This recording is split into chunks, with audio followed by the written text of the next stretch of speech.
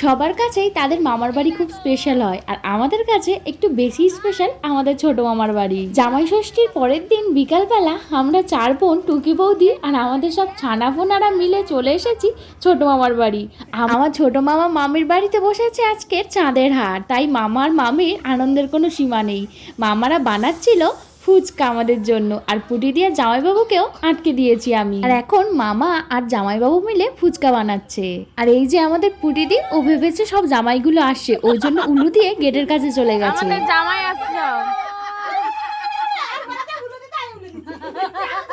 এই শাক শাক শাক প্লিজ। এ বাবা বাবা এই নাম দুটো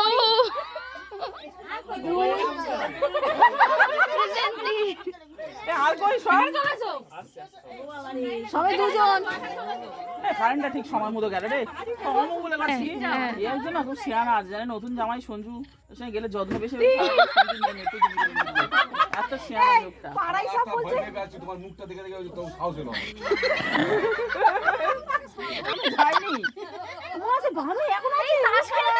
ও বাবা, সব জামাইগুলো এসেছে বলে আমার ছোট মামি আবার হাত পাকা দিয়ে হাওয়াও করছে। বাচ্চাগুলো যাচ্ছে সব বাবাগুলো যাবে, সত্যি সত্যি তাই হলো। মাঝখানে কারেন্ট চলে গেছিল, আর এদিকে প্রচন্ড গরমও ছিল, কিন্তু আমাদের আনন্দের কোনো ঘাটতি ছিল না। আমাদের আড্ডা জমিয়ে চলছে।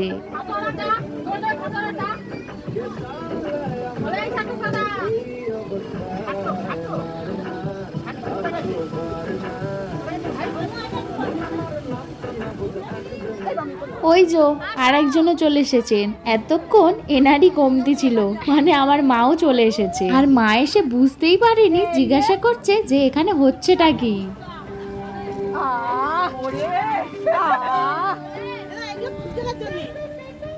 মানে এক গামলা পুরো ফুচকা, টক জল, আলু মাখা নিয়ে মামারা হাজির হয়ে গেছে। আর আমাদের পুটি দি হয়েছে ফুচকাওয়ালা, আর সবাই যে যার মতো বাটি বাড়িয়ে দিচ্ছে।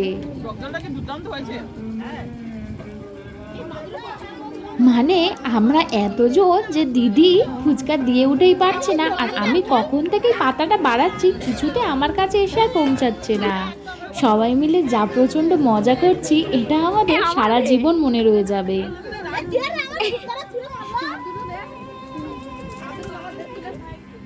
মুহূর্তের মধ্যে ফুচকা এক গামলা থেকে একদম শেষ প্রান্তে এসে পৌঁছে গেছে। আজ আমাদের ছোট মামার বাড়ি এই স্পেশাল সন্ধ্যাটা আমাদের মনের মণিকোঠায় রয়ে যাবে। সবাই মিলে খুব মজা করলাম, আর এখানে শুধু মিস হয়ে রয়ে গেল আমার দাদারা।